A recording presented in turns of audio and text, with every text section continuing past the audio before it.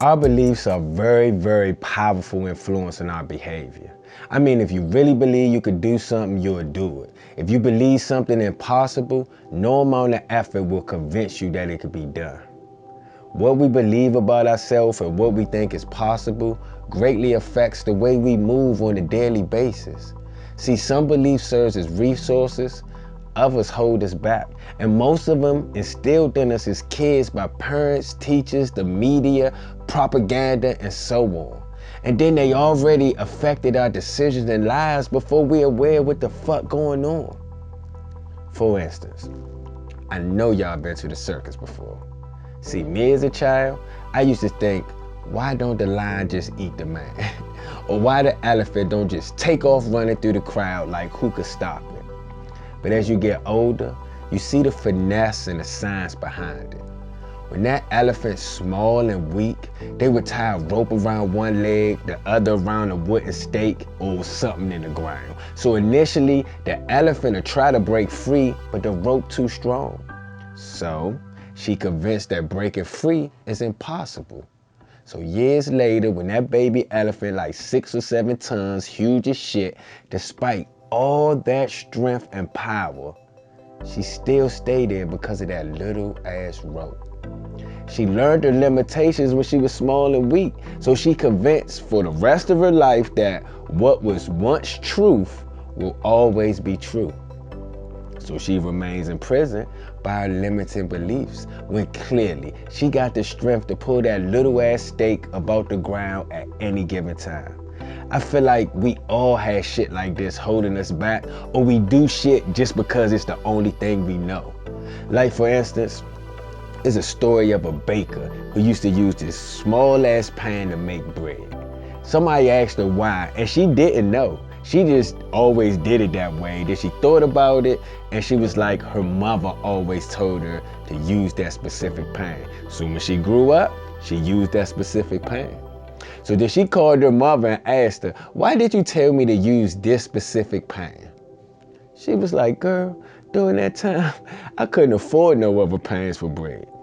So when her mom said, you have to use this pan, it was because it was the only pan they had. But the daughter didn't understand the reason. She only remembered that that pan was the one you use when you make bread. But now that she realized the reason behind the reason has changed, the reason don't matter no more. When you can only afford one pan, you gotta do what you gotta do. But if you only know the surface reason and not the reason behind the reason, you keep using it when the reason behind the reason isn't even true anymore. It's kind of like the elephant who tied up as a baby. But as an adult, the rope isn't needed. The rope is the reason behind the reason.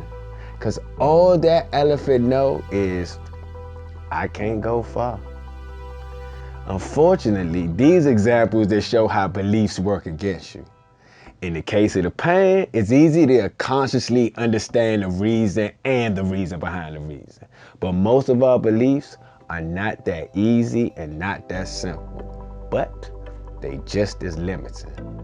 See, knowing you too poor to afford a pan, that's something easy to understand and explain. But our deeper beliefs are not only subconscious for us, but they subconscious for the people who taught them to us. So it takes a lot more to uncover and reverse them. See, nowadays, the new illiterate are those that won't be able to deprogram themselves and reprogram themselves. Because we flooded with so much information, but we starving for knowledge and wisdom, and we can't continue this way. We gotta realize we've been fed a lot of pointless information. I mean, a lot of self-defeating information that hinder our progress. So we gotta dig deep and deprogram all that shit. Our brain is like a computer, and people put software in it. You ain't even realize they already put the software up in there. So you don't even know why you do certain things or the reason behind the reason. You just know, this is all I know, and this is what they told me to do. So it's time to deprogram and reprogram yourself in a way you see fit, in the way you want your life to go forward. Because other than that, you just a simulation of a program that's been stuck in your system by people you don't even know. I mean, they people you know, like your parents, your teachers and all that, but where they get it from? You don't know them people. You just took it because the person you know and trusted, and like I said, they don't even know where they got it from. So look, take care and take time to deprogram yourself and reprogram yourself. You're gonna need that in these days and times.